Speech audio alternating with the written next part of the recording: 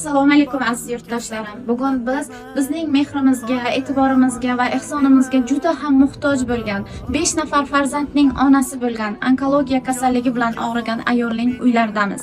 Iltimos 1 daqiqa vaqtingizni ayamasdan ushbu videoni oxirigacha ko'ring. Bir dona lайkingizni ayamasdan bu videoni ko'proq insonlarga yuborsangiz, shu ayolning tuzalishlarida o'z hissangizni qo'shgan bo'lar edingiz. Bu onaxonamiz Zulfin va Nafisa onamiz bo'lib 1974-yilda tavallud topganlar. 5 nafar farzandning onasi, miya o'simtasi onkologiya kasalligi bilan kasallanib bir marta operatsiya bo'lganlar. Lekin bu onaxonimizni hozirgi kunda zudlik bilan Hindiston davlatida operatsiya qildirish kerak. Hurmatli aziz mehribon xalqimiz, bir ayolning taqdiriga befarq bo'lmaysiz degan umiddaman.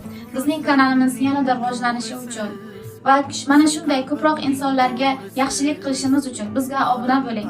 Hech bo'lmasa shu videoni ko'proq tarqalishi uchun bir dona lайkingizni ayamaysiz degan umiddaman. Bu oilani yashash sharoitlarini ko'rib turibsiz. Uylarida hech narsalari qolmagan. Bor budlarini sotib, bemor onalarni tuzatish uchun sarflaganlar. Hattoki uylarining tomlari shifr bo'lmagan. Iltimos, yordamingizni ayamaysiz degan umiddaman, saxovatpesha insonlar.